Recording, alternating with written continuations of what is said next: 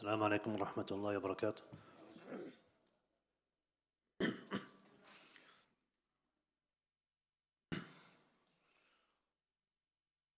بسم الله الرحمن الرحيم.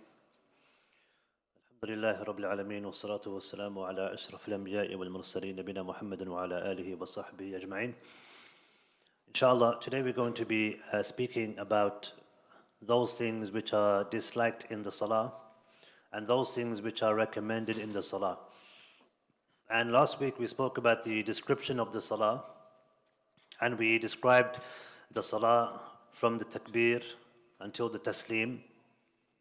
And we spoke about the details of the Salah, including the pillars of the Salah, the obligatory acts of the Salah, and we also mentioned some of those things which are recommended in the Salah.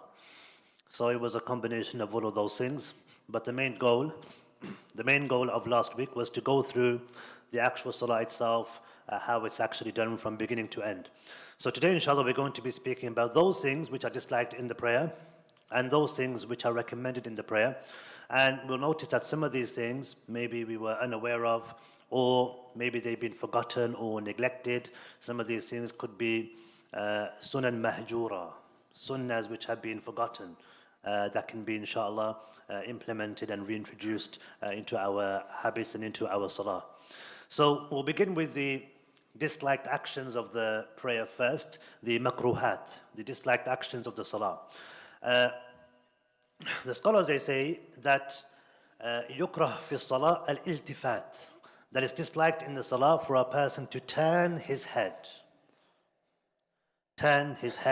or to turn his chest, meaning turning his body in a different direction other than the direction of the qibla. So turning your head, okay, would be disliked in the salah. It's something which would lower the value and the quality of your salah, and it's something which isn't encouraged. It's something which is makruh. Likewise, turning the chest, meaning your body, turning your body from a direction other than the qibla. And also, the scholars, they say, turning the heart. How do you turn the heart? How do you turn the heart? So khushu', but also your heart becoming preoccupied with something else. That's what it means. It doesn't literally mean turning the heart. So you're basically preoccupied, thinking of something else. And so as a result of this, your mind is elsewhere. So it's not the fact that you're physically changing the position of your body, which is causing you to have some actions in the salah being disliked by Allah subhanahu wa ta'ala and by the sharia, but you're being distracted and your heart is moving in the sense that you're not thinking actively about the salah now. Your mind is preoccupied and you may spend the whole salah just thinking about something else. That's something which is disliked. It's something which isn't liked in the salah with regards to a person's khushu' and his focus that he's supposed to have in the salah. And there's a narration mentioned by Aisha radiallahu anha where she asked the Prophet sallallahu alaihi wasallam about random looks in the salah, like a person glimpsing up and down, looking here and there, just looking around in the salah. And the Prophet sallallahu alaihi wasallam, he said, this is something which shaitan snatches from the slave's salah. So the shaitan is snatching those glimpses and snatching away your attention and your khushu' away from the salah, and he's basically taking some of the focus away from the salah. So where should a person be looking when he's praying? In the position of sajda, where he's going to be performing sajda, and a person shouldn't be looking around, because once your eyes look at something, it triggers other things in your brain where you start thinking about other things instead. You know, you see a child, you see the clock, you see the mirror, a reflection, you start looking at yourself in the mirror. You know, so the eyes can lead towards a person changing his chain of thought and what he's thinking about and what he wants to focus on. And unless a person is doing it for a specific reason that's necessary. So for example, khawf, fear. If there was a reason to look at something as a result of fear, then that would be permissible. For example, may Allah protect us, but let's say something happened, somebody came into the masjid, okay, and we're praying, and it's happened a couple of times, actually, where someone's come in, just started screaming and shouting at the back of the masjid. Okay, I remember once I was praying, and a lady came, and she was, it's a long story, but the lady came and she was screaming and shouting at the back of the masjid. And in this climate that we live in, if somebody was worshipping and praying in the salah, and there's somebody shouting and screaming in the back during salah, you're going to assume the worst. So, would it be permissible for a person in that situation to turn his head and look back and see what's going on in the salah? It would be permissible, because now there's a risk of something serious happening, like what happened in New Zealand, like what happens in other parts of the world. So may Allah protect us that nothing like that happens. But in those kinds of circumstances, it is permissible if there's a risk to a person's life, if something dangerous is about to happen, if there's a wall that's about to collapse and you're just watching the wall, for example, if there's a scorpion or something on the ground, or a dangerous animal, and you're not sure what's going to happen, and you have your eyes on it, for example, all those things would be permissible reasons for a person to turn and look and see, and his salah would still be valid. So the salah is still valid in those circumstances. And inshallah we'll speak about movement in the prayer in a short while, but this is generally speaking about a person turning his head, turning his body for unnecessary reasons. In those kinds of circumstances, unnecessarily, it would be disliked, it wouldn't be allowed. And if he was to turn his whole body, as if he's basically leaving the salah, without just turning his head or his upper body, his chest, for example, then the scholars say his salah is valid. His salah is invalid. His salah is not valid anymore, because literally he's moved his whole body now. His upper body, lower body, his chest, his legs, his feet, he's turned away. So they say his salah is invalid, because he's not facing the Qibla anymore, because he's moved the whole body without any specific reason. And also it's disliked in salah for a person to raise his eyesight towards the heavens, to look up in the salah, to look up into the sky. The Messenger of Allah sallallahu alaihi wasallam, he once told the companions after salah, how is it that some people raise their eyes towards the sky during salah? And he said, people must refrain from raising their eyes towards the sky in salah, or else their eyesight will certainly be snatched away. So these are very stern words from the Messenger of Allah والسلام, of refraining from raising one's eyesight into the sky, looking up into the sky during the salah. And as we said, when a person's praying, his focus should be on the place where he's going to be performing sajda, where he's going to be looking when he actually makes a sajda, where his head's going to go. Also, it's disliked for a person to close his eyes during salah unless there's a valid reason. So it's disliked for a person to close his eyes in salah unless there's a valid reason. What could be the valid reason? Maybe there is something in front of him that's distracting him from the salah. Okay, let's say, for example, there's something on the floor. Let's say there's a child who's, in his peripheral vision, and it's causing him to be distracted, or a screen is on, and, someone's doing something, for example, and so he feels like if he closes his eyes, he'll be able to focus more, he'll be able to have more khushu'. Then in that situation, it would be permissible. And the scholars, they say it's better if a person doesn't close his eyes, but if there is a genuine reason, if he feels like he'll be more focused, he'll have more khushu' in the salah, then in those circumstances, it would be allowed. Also, it's disliked for a person to lean on something while he's praying. It's disliked for a person to lean on something while he's praying, unless there is a reason, a genuine reason, a necessity. What would be a necessity?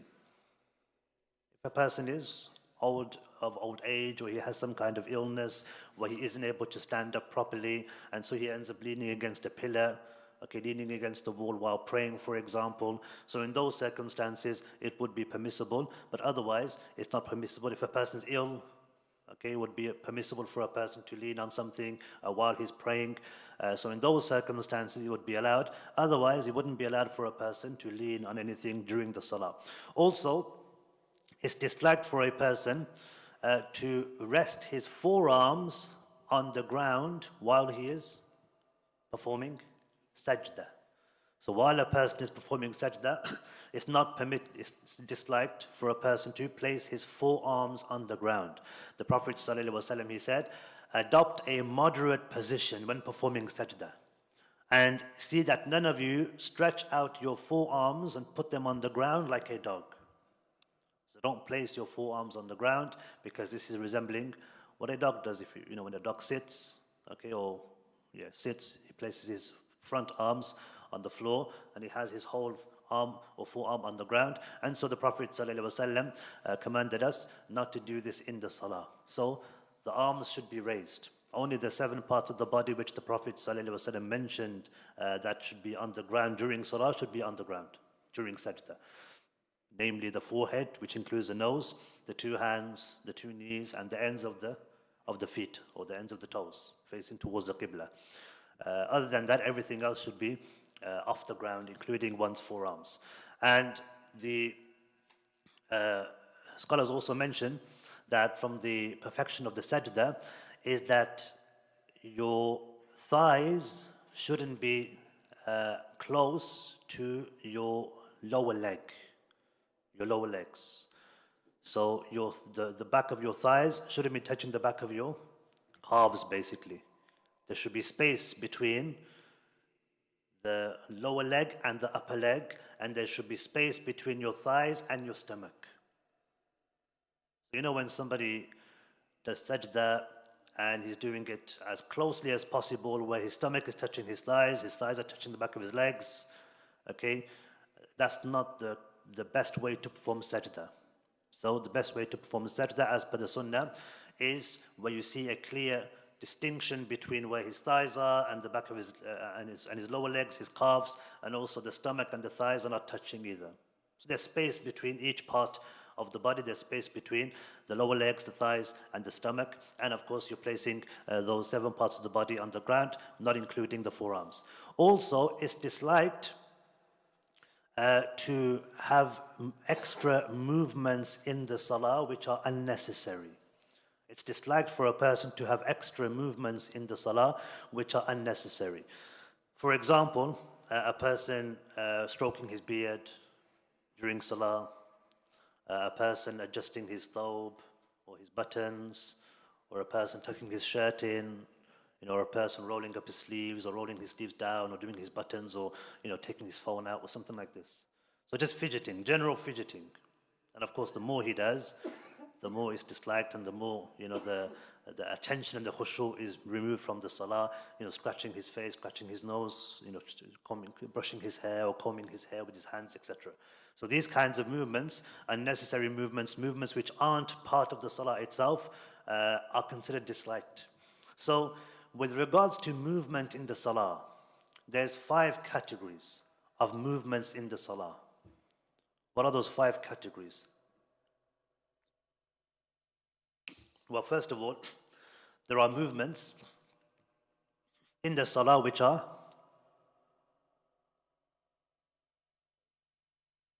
well done, mashallah, compulsory, obligatory. Like what, for example? Like standing, performing, ruku, performing, sujood, sitting between the 2, sajdas, etc., etc. You have to do these things. These movements in salah are fard, the obligatory movements in salah. Then you have movements which are considered a sunnah. Raising the hands, placing the hands on the chest, a person pointing the finger in the tashahhud, for example, placing the hands on the thighs during the sitting between the 2 sajdas, etc., etc. You have certain types of movement in the salah which are considered sunnah. Okay, they're part of the perfection of the salah itself. Then you have certain types of movements in salah which are considered mubah. Which types of movements are mubah? Mubah is something which isn't disliked, and it's not something you're rewarded for. These are slight movements in the salah. which a person won't even notice if he's praying next to you or if he sees you. What kinds of movements will they be? A person doing slight movements, for example, with his fingers. So he has his hands on his chest and he moves his fingers slightly, for example. Okay, slightly moves his fingers. You don't notice these things. Maybe he slightly moves his hand. Okay, these are slight movements. A person, for example, transfers weight from one foot to another. Okay, like subtly he just transfers weight, so he moves slightly. Okay, to transfer the weight from one part of the body to another part of the body. Okay, those kinds of movements, of course, he's not rewarded for them, but they're not disliked either because they're not causing tashwish, they're not causing like disturbance. A person's not being distracted by them because they're very subtle movements, and they're also mubah because it's almost impossible not to do them.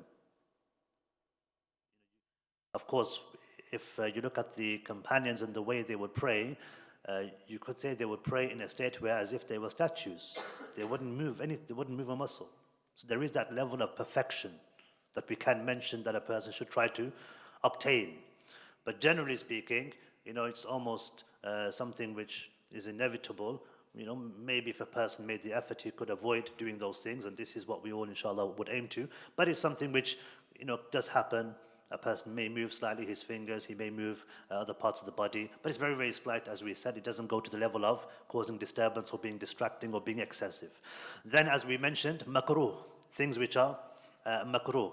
So when it's excessive, fidgeting, shifting your shirt and putting your trousers up and combing and putting your hands through your beard and wiping your face and just excessive movement which isn't part of the salah. It's not excessive in the sense that you're moving a large part of the body, but it's something which is either continuous or it's something which is unnecessary. Even if it isn't continuous, it's something that a person is doing on a regular basis. If it's not being done on a regular basis, it's just something which isn't part of the actions and movements of the salah itself. Then, of course, you have haram movements in salah. What are haram movements? We mentioned one example before, where your body is moving in a way where it looks like as if the person isn't praying anymore. So the person's praying, he turns his whole body. So imagine someone's praying and he just turns his whole body and looks somewhere else. Like the salah is invalid now because the state that he's supposed to be in during salah, okay, whether physically or in terms of spiritually, it's not there anymore. Because he's just moved and he's like gone into a completely different direction, his whole body. Likewise, other excessive movements. Okay, if a person was to, for example, he's praying and then he just walks back to the door and just walks out, and then just comes back and carries on praying and does the ruku, for example. Yeah, that's excessive movement. Okay, a person isn't allowed to do those kinds of excessive movements where it's very clear, for example, that he's not praying. So those kinds of excessive movements wouldn't be permissible. We spoke about fard movements. In some situations, it would actually be compulsory for you to leave the prayer, not including a person breaking wudu. So, for example, a person, if he breaks wudu, he has to leave the salah. That's one example. There's another example, another reason why a person would have to leave the prayer. What would that reason be? Yes? Sorry? We mentioned wudu, not wudu. So danger, risk to a person's life or risk to your own life. It would be permissible. Important, it depends what you mean by important then. But definitely if your life is in danger, or if somebody else's life is in danger and you can see them, it's wajib for you to leave the salah. It's haram for you to carry on praying. It's haram for a person to carry on praying. Unless there's a few of you, for example, once I was praying a long time ago, and the brother in front of me, I must have been like, 12 years old or something. The brother in front of me was praying, younger than me, and he took a step back. It was Tarawih. He took a step back, and then he just fell forward. He fainted in salah. And obviously, I'm thinking, well, what's just happened here? And one of the brother was praying next to him, broke his salah, gave him water, sat him up, etc., etc. So if there's a large group of people, all 100, 200 people don't have to stop the salah and rush to him.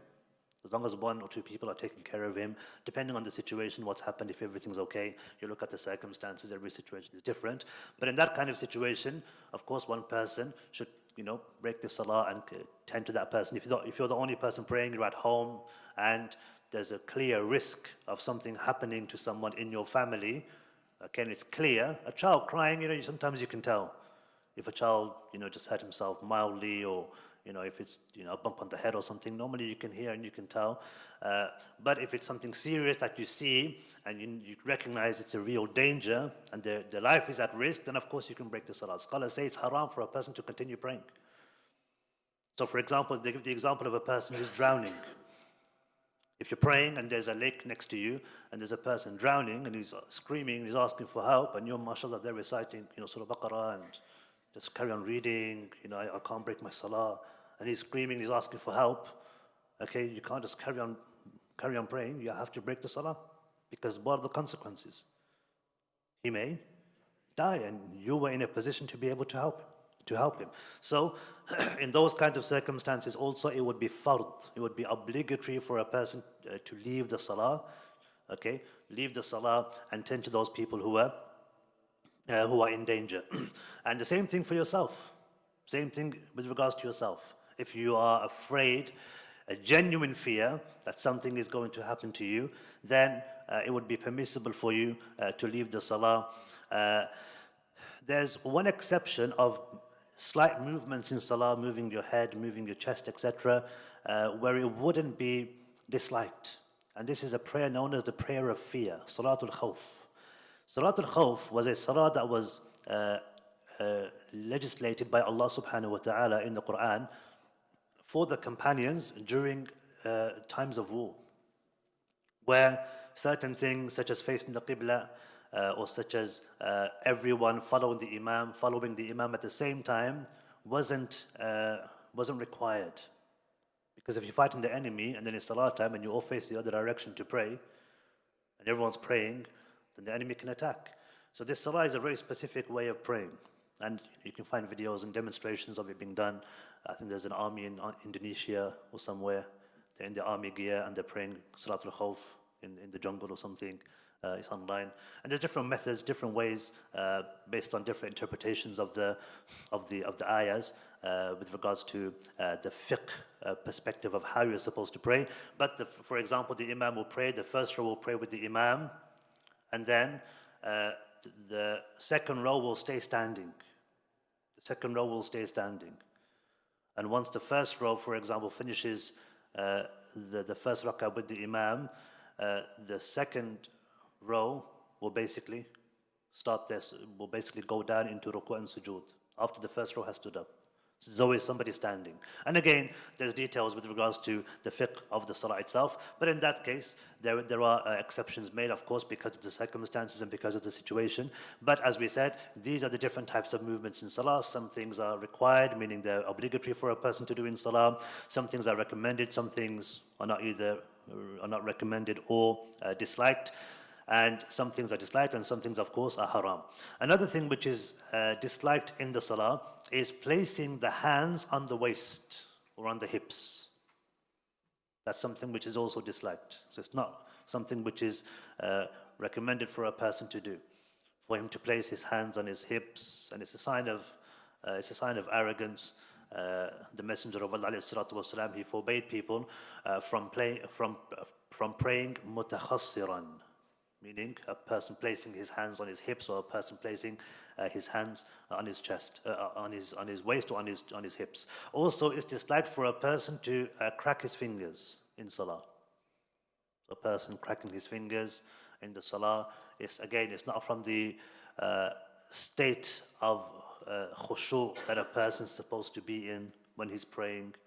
Okay, yeah. So what you're doing, if it was salah, then you wouldn't be able to do that. So cracking the fingers, okay. Some say it causes arthritis. There's difference of opinion amongst the amongst the doctors as well. Some say it's not healthy anyway. But the point is here, in salah, it wouldn't be permissible. Also interlacing the fingers in the hands.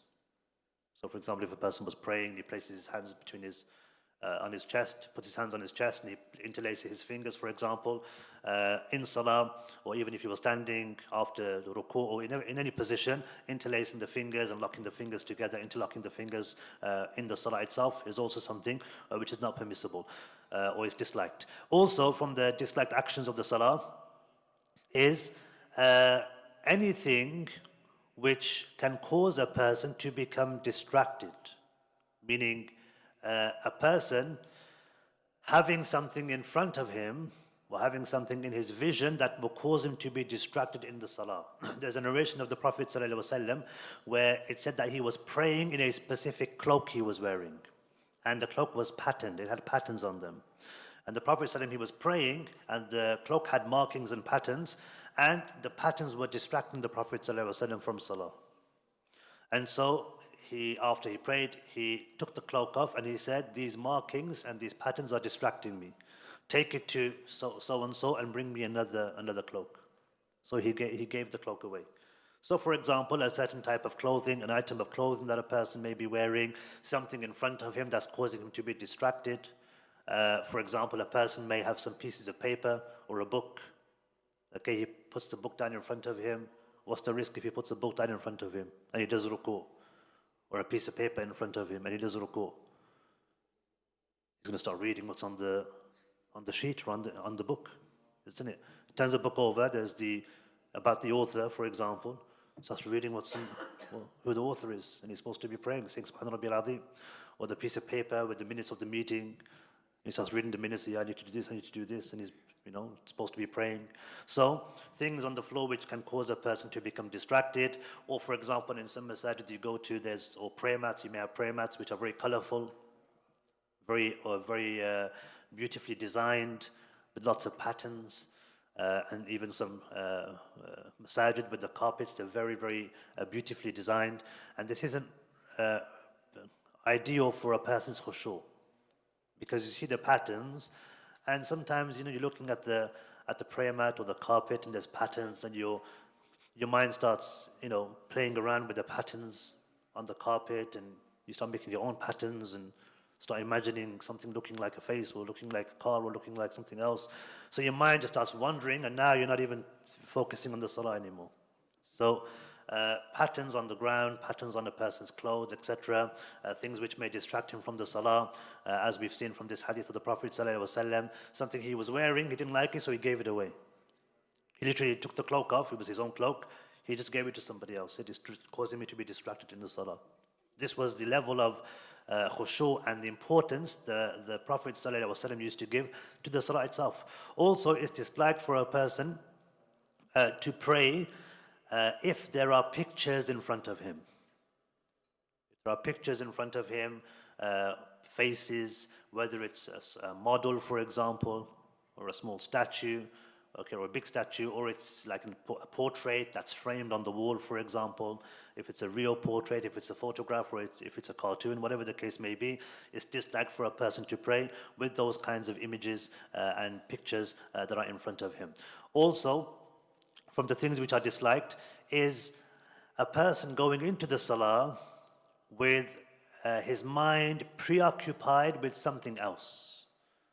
So he's preoccupied and he's thinking about something else. Mushawwish al-fikr, meaning something else is bothering him. For example, a person needs to go to the bathroom. And so he's praying, but he knows he has to go to the bathroom, he has to answer the call of nature, akramakumullah. But he didn't go beforehand, so now he's praying, and obviously his mind's thinking about going to the bathroom. So what is he doing? What's he doing with regards to the prayer? He's now rushing the prayer. He's trying to be quick so he can go to the bathroom. So this isn't from the etiquettes of salah, it's not from the manner in which a person is supposed to have that khushu' in the salah. There's no khushu' then. He's basically just thinking, or there's air, trapped wind, and he may pass wind. So now it's a race against time. And now it's a case of him making sure he finishes his salah before he passes wind. That's what's on his mind now. So, ideally, you want to be able to relieve yourself, do whatever you need to do, so that you're now focused on the salah. You know, a person, for example, when he wants to relax and he wants to, you know, for example, watch something or play, or he wants to sit down and not have to, you know, have a nice cup of tea or whatever the case is. You know, he'll go to the bathroom, he'll do everything he wants to do, and then he'll sit down and he wants to relax. He doesn't want to have to get up. So the salah is even more important. Salah has even more of a right for you to, you know, remove anything which may distract you, so that you can focus on the salah, focus on worshipping Allah, making dua to Allah, supplicating to Allah, etc.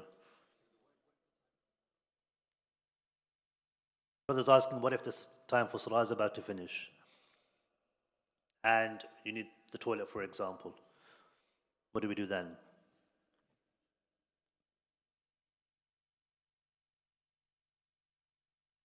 You should go to the toilet. But what if you go to the toilet and then the salah time finishes?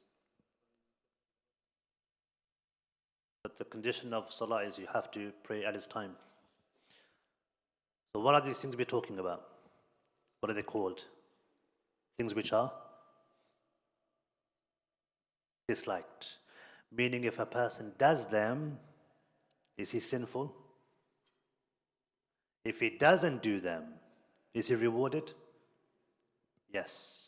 That's what disliked is. Makruh means you're rewarded for leaving them, but you're not sinful for doing them. If you were sinful for doing them, that's not makruh anymore. That is haram. So, in this case, if he's about to miss the salah, he has 2 minutes to pray, for example, and he needs a toilet, but he has 2 minutes to pray, otherwise he's going to miss the time for salah. Should he pray? In this case, he should pray, because something which is obligatory, okay, trumps something which is considered makruh in this case. Does that make sense? So something which is makruh is disliked. In an ideal world, if he's able to go to the bathroom and then pray before the time finishes, that's the best thing. But we're saying if he has 2 minutes left, and he knows if he goes to the bathroom, he's going to be there, you know, he'll be there for 10 minutes. In that situation, he's going to miss the time for salah, and as a result of this, he won't be able to pray because the time of salah will be gone. So in this situation, if he had to choose between the two, then he would pray. Because of course, like we said, that would take priority over something which is considered disliked. Also, from the things which are disliked is, like we said, being distracted in the salah. So that could be, for example, a person needing the bathroom, you know, trapped wind, for example, he may need to pass wind, or extreme heat or extreme cold. He's extremely hot, he's extremely cold, that will be disliked, on the condition that he's able to change that situation. Okay, if it's very cold and let's say, for example, early in the morning he's praying somewhere where it's cold, Fajr, okay, and you know he's distracted as a result of this, and he should wear more layers, because he doesn't want to have to. What happens if you feel really cold and you're praying? What are you going to do? You're going to rush the salah. You're not going to want to stay for that long to pray. So ideally, you want to pray in a position and condition where you're warmer. Same thing if it's very, very hot. If you're able to pray in a place which is cooler, or you're able to cool down before praying, then obviously that's ideal. And obviously, if you're in a place where you can't, it's impossible. There's no way you can change the weather, for example. You don't have any AC, or you don't have heaters. Then you do whatever you can.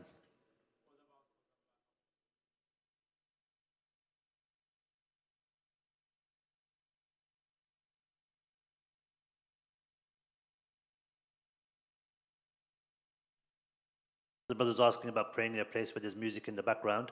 So a couple of things. If you're able to pray, like I said, in a place where you're not distracted by anything, okay, if it's music, if it's things which are on the floor, things around you, etc., then that's best. So if you can pray somewhere where there's no music, then of course that would be ideal, that would be best. If you're not able to, then inshallah, you've done whatever you can, you've tried your best. Also, scholars differ with regards to listening to music and just simply hearing music. There's a difference. So, for example, are we sinful if we go into a supermarket to buy something and we hear music? The person's not sinful. If he goes into a supermarket because he heard a nice song, so let me go in there and just stay there for 10 minutes and listen to something, and then I'll buy something else to walk around, and I like this. Then he'll be sinful because he's actively listening to the song. So inshallah, there's a difference between that, and inshallah, you won't be accountable. Also, from the reasons is if food has been prepared. If food has been prepared and the person hasn't eaten and he's about to pray, it's better for him to eat prior to praying. The Prophet ﷺ, he said, prayer is not to be said when food is served or when a person has to answer the call of nature. So it's a hadith of the Prophet ﷺ where he recommended people, if the food was ready, it's better for them to eat and then to pray. Now, two things here. Obviously, this doesn't mean that a person spends half an hour eating, like a 3-course meal, starters and main course and dessert, and then, some tea afterwards, and then he prays. It means that a person eats to the extent where he knows that he's eaten enough that it won't distract him now when he starts to pray. So he has a few morsels of food, okay, and now he can pray. He doesn't have to worry about the food anymore. He can eat more later if he wants to. Also, the same thing that the brother he mentioned about praying just before the time and the food is ready. If you eat, the time for salah is going to go. And if you pray, then the food has been prepared and the Prophet said you should eat first. So what should you do in this situation? You pray because praying when food is prepared and you haven't eaten that food is considered makruh. Praying outside of the time of salah is haram. So that takes priority in this situation. If you have 2 minutes left before the time of salah is going to finish and there's food prepared, okay, obviously here in this situation it's haram for you to pray outside of that time. From the conditions of salah is you have to pray within the time. So you pray and then you eat, because now in that situation that takes more priority and Allah knows best. Also, so these are all the things which are considered disliked in the salah. Moving on to the things which are considered recommended or sunnah. When we say sunnah, we mean things which are recommended in the salah. You're rewarded for doing them, you're not sinful for leaving them. One of them is stopping the person who tries to walk in front of you while you're praying. The Prophet ﷺ, he said, when one of you prays, he should not let anyone pass in front of him, meaning between him and where he's going to perform sajda. That's the distance. So not like if he's 4 meters in front of you, that's his way in front of you. If he's going to come right in front of you where you're about to pray, where you're about to perform sajda, in that kind of distance, he said, let him not allow him to pass in front of him. He should turn him away as far as possible, as much as he can. If he refuses to go, he should, the hadith mentions, he should fight him, for he is the shaitan. So what does this mean? The scholars, they say this doesn't literally mean you actually fight him, like you grab him and throw him around and take him to the ground. Doesn't mean that. It means you make more effort to try to push the person away. And there are narrations of some of the companions where they would make more effort in pushing the person away. And of course, one uses hikmah and wisdom with regards to this. If it's a child, pick the child up and throw him across the room or something. A person has to use wisdom regarding who isn't coming in front of him, the level of knowledge that they have, awareness. If it's a 2-year-old baby, doesn't know what's happening, not aware of what's going on, then you have to be able to understand the circumstances. If you're praying in the Haram in Medina, for example, in Mecca, even more so, when it's so busy that you literally can't stop people from walking in front of you. So a person does whatever he can, but generally speaking, to block the person who's praying in front of you is from the sunnah of the Messenger of Allah ﷺ. Also from the sunnah of the salah is something which is connected to this, which is placing something called a sutra in front of you. You have these boards that have been erected and made for the masjid here to place in front of you. The sutra is something which is recommended for the person to have in front of him, whether it's something small, the size of a saddle, whether it's something smaller, whether it's a solid thing like a pillar or the wall itself. Anything is permitted for a person to use as a sutra. Okay, narrations even mention, for example, an arrow or a spear in the ground, or an arrow in the ground. Scholars even say the rug, if you were to fold the rug in front of you.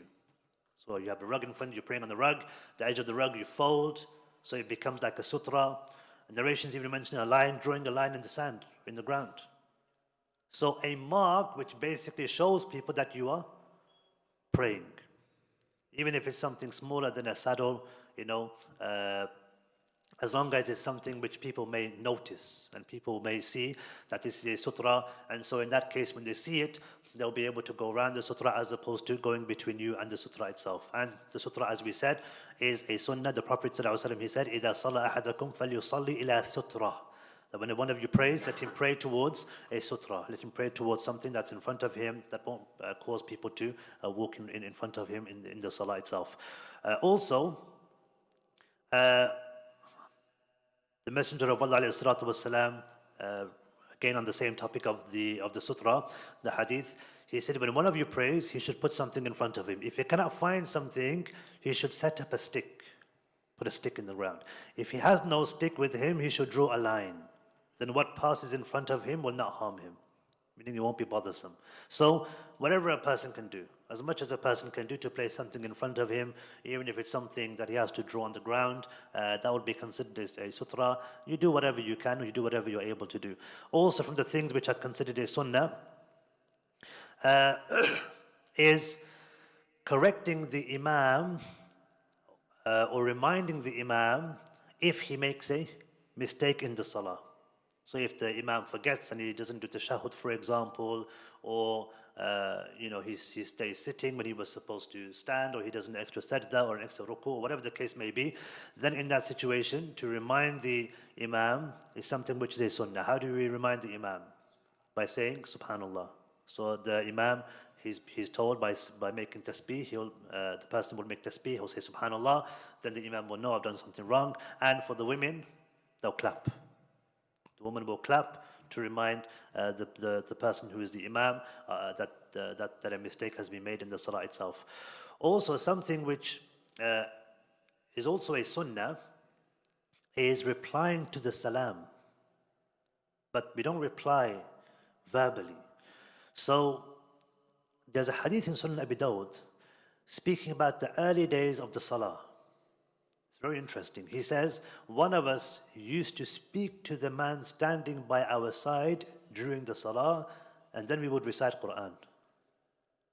Meaning, speaking in salah in the early days when salah was legislated was actually permitted, it was allowed. So people would be standing next to each other in salah, talking, how are you, and how's things, how's family, etc., in the salah itself. But then later on, it was made haram. Allah said, the companion said, until Allah revealed the ayah, وَقُومُوا لِلَّهِ قَانِتِينَ. Stand up and pray to Allah with obedience. And they said, after this, we never used to speak in the salah. The Prophet ﷺ had forbade us from speaking in the salah. There was a companion by the name of Muawiyah ibn al-Hakam. And he lived outside of Medina. He wasn't aware of this legislation. So he comes and he joins the salah of the Prophet ﷺ, and a man sneezed in salah, and Muawiyah radiallahu anhu, he said, Yarhamukallah, in the salah. And so he narrates a story. He says the people gave me like looks. They gave me disapproving looks. Like they looked at him like, what are you doing? You shouldn't be doing this in the salah. And he says to them, why are you looking at me? Like, why are you giving me looks in salah? As if I'd done something wrong. Because he didn't know that speaking in salah was something which wasn't allowed. So he starts speaking even more. He says, why are you giving me these looks in salah? And then they began to strike their hands on their thighs, to try to tell him, be quiet, don't say anything. But again, he becomes more agitated. And then eventually he became silent. So he said, they were striking their hands on their thighs. And when I saw them urging me to be silent, I became angry. I became even angrier. Like I was just saying, Alhamdulillah, to the person. Because previously it was allowed. He wasn't aware that this rule was removed. And the rule was now that you can't speak. So he said, I stayed silent for the rest of the salah. And afterwards, when the Prophet ﷺ had finished the salah, he called me. And so, you can imagine, he's realized he's made a mistake because people weren't speaking in the salah for the whole duration. So, naturally, can you imagine like a person speaking in salah not aware, and can you imagine the amount of attacks he'll get after the salah? So the Prophet ﷺ came to him, or he went to the Prophet ﷺ. He said, I bear witness that neither before him nor after him have I seen a teacher who gave better instruction than him. Like the way he spoke to me, no one has ever been a better teacher than him, alayhi salatu wasalam, in terms of the way he would speak. So what did the Prophet say? He said that no talk to others is fitting during this prayer, because it consists of only glorifying and praising Allah and reciting the Quran. Just simple speech, just telling the companion that this isn't something we're going to do, this isn't something which is part of the salah. We recite Quran and we glorify and praise Allah subhanahu wa ta'ala. No anger, what were you doing? How could you do this? What do you think you were doing in salah? Didn't you see everybody else? No humiliation, no guilt, making him feel guilt-ridden. Just plainly and simply explaining to him the situation and how salah is something where a person is not able to speak anymore. So the point is here, the salam. Of course, in the past, in those days, if somebody gave salam, they would reply because it was permitted. It's not permitted. So what does a person do? Numerous narrations are mentioned from the Prophet ﷺ. Some narrations mention that he would raise his hand with the bottom of his hand still down and the top of his hand still facing upwards. So he would raise his hand. When somebody would give salam, he would raise his hand like this, show that he's responding to his salam. Other narrations mention he would raise his finger. So he would raise his finger if somebody gave salam. If somebody gave salam and he was praying, he would raise his finger. Other narrations mention he would nod. He would nod his head, showing that he's recognized the person is giving salam. So all of those are mentioned in the sunnah because raddu salam, replying to the salam, is something which is wajib. It's obligatory, by the way. Outside of salah, the right of the Muslim upon another Muslim, one of them is raddu salam, to respond to the salam. So it's something which is very important in Islam. Also, from the things which is a sunnah, is to recite numerous surahs in one rak'ah. To recite more than one surah in a rak'ah. It's said that the Prophet ﷺ, Hudayfa radiallahu an, in a hadith he said that once I was praying with the Prophet ﷺ, and in one rak'ah he was standing and he recited the whole of Surah Baqarah. And I thought he's going to recite Baqarah and then he's going to finish that. That'll be one rak'ah. Then he started reciting Surah Ali Imran. And then he finished the whole of Surah Ali Imran, one rak'ah. And then he recited Surah Nisa, all in one rak'ah. So, again, there's lots of things we can learn from this hadith, but it shows us the permissibility of reciting more than one surah, and also the scholars say this is a sunnah. It's recommended for a person to recite at times, to recite sometimes more than one surah in one rak'ah. And of course, even if it's not at times, even if it's regularly, the Prophet ﷺ himself used to recite numerous surahs. So even if it's not at times, it's fine. Of course, one has to bear in mind the people he's praying with. If he's leading the salah, for example, he doesn't recite long surahs unless he knows that they will be comfortable with it and they'll be able to bear the long prayers he may be praying. Also, it's permissible to pray and recite one surah over 2 rak'ahs. So to cut the surah in half, split the surah in half, recite half of it in one rak'ah and recite half in the other rak'ah. Also, it's permissible to recite from the middle of a surah, okay, or the end of a surah, or a different place in the surah, as long as the ayahs make sense and they're not connected to the ayahs which come before or after. It's permissible for a person to recite from the middle of a surah. The Prophet ﷺ, he recited once from قُولُوا آمَنَّا بِاللَّهِ وَمَا أُنزِلَ إِلَيْنَا, from Surah Baqarah, which is in the middle of Surah Baqarah. And in the second rak'ah, he recited قُلْ يَا أَهْلَ الْكِتَابِ تَعَالُوا إِلَى كَلِمَةٍ سَوَاءٍ بَيْنَنَا وَبَيْنَكُمْ, Surah Ali Imran.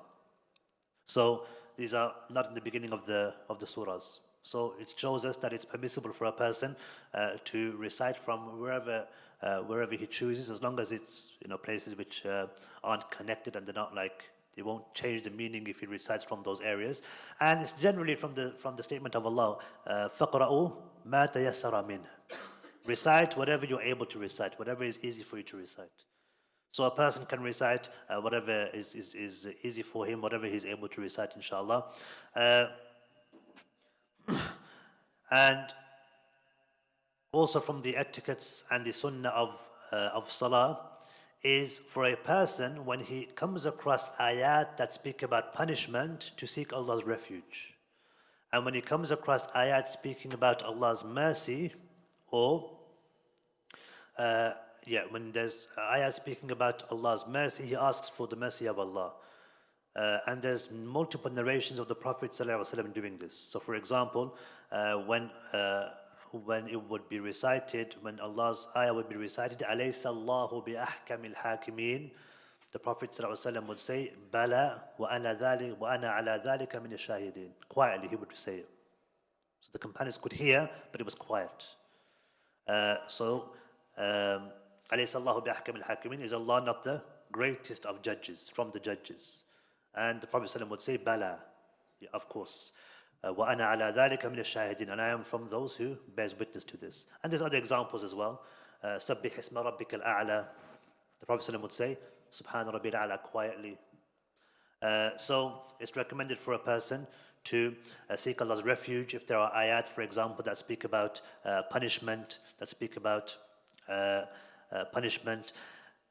And if you're praying behind the Imam and the Imam recites those ayahs, should you say those supplications behind the Imam? If the Imam pauses himself to say those things himself, then you can say them. If the Imam doesn't pause to say them, then of course you're supposed to be listening to the recitation, not reciting yourself. So you just leave it and then you carry on listening to the recitation of the Imam. So with that, inshallah, we've concluded with the disliked actions of the prayer and with the recommended actions of the prayer. Any questions before we conclude? Anybody have any questions? Is it permissible to pray in the dark with the lights off to help with the khushu'? Like I said, there's nothing wrong with a person if it helps him focus. Just be careful there's nothing, doesn't bump his head into a table or something else on the ground and he gets injured. What do you do if you're praying and your baby is crying? Do we continue or break the salah and attend to the baby? Again, I'm assuming this is a sister, but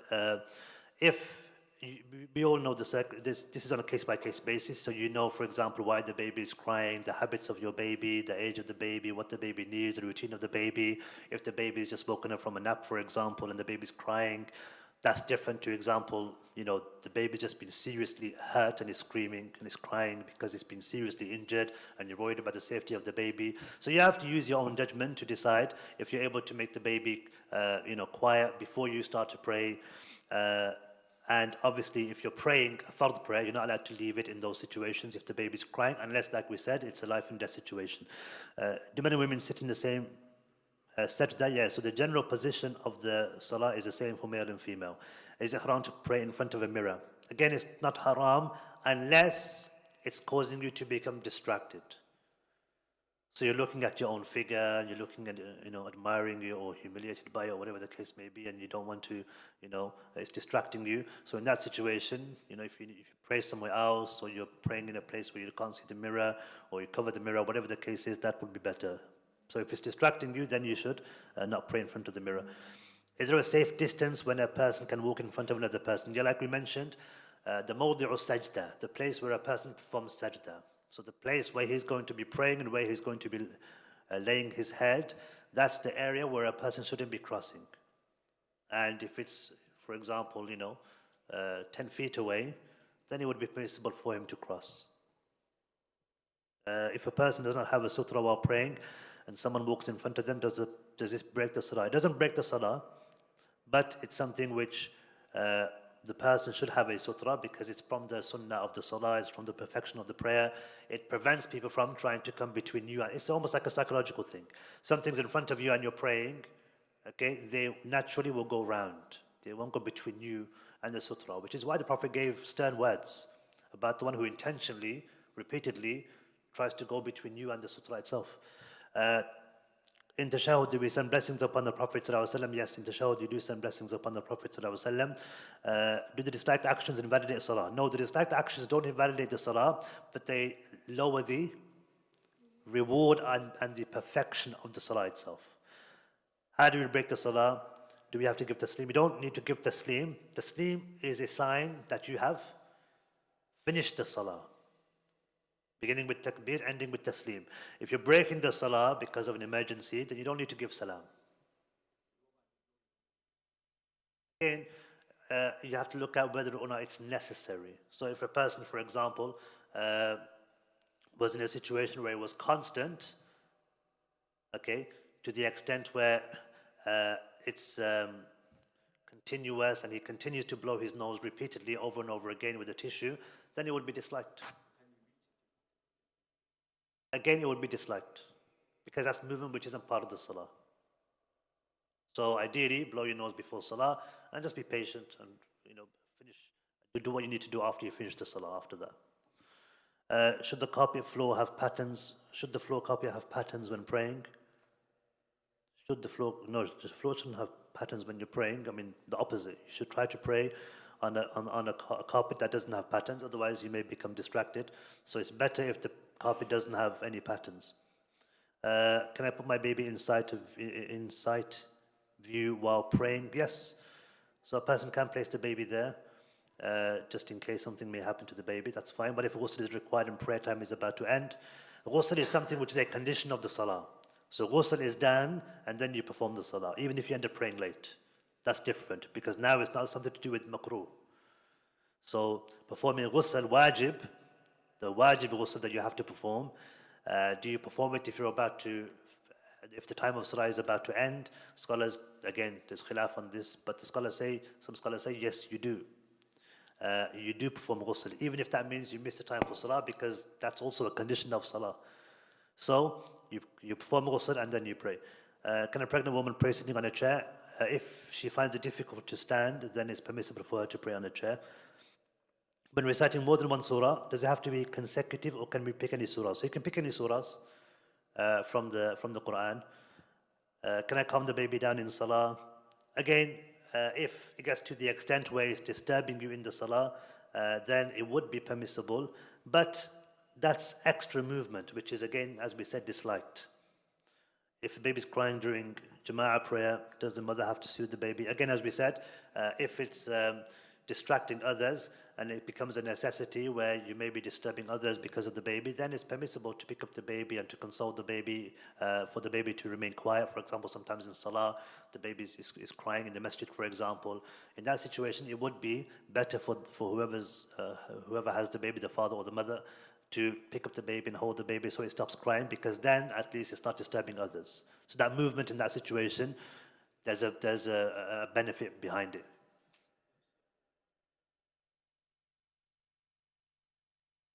Yeah, we're going to talk about sujood al-sahw in a couple of weeks, next week or the week after, inshallah. Yeah, so if you make a mistake in salah, it differs. But generally speaking, if you miss a pillar, if you miss an obligation of the salah, then you can perform sujood al-sahw, 2 rakas, 2 sajdas before salam or after salam. But if a person does it before salam, that's fine. But we'll speak about that later.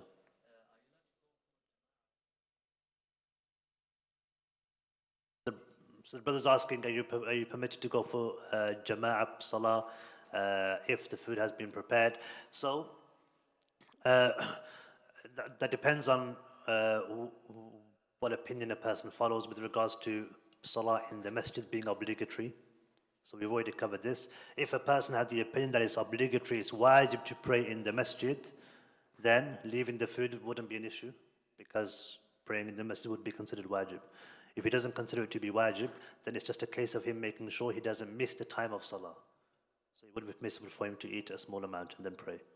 But again, we mentioned the sanctity of the masjid being a symbol of Islam, a person, making sure he has a connection with the masjid, frequenting the masjid, keeping the masajid alive. All of these things are from the etiquettes of, not just the etiquettes, but it shows us the importance of frequenting and attending the masjid.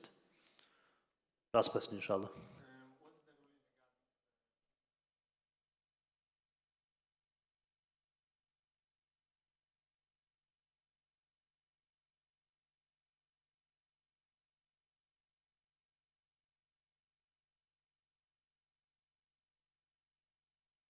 Yeah, that's fine. So if there's a new Muslim, he doesn't know how to pray, he needs some aid to be able to learn how to pray, that's fine, inshallah.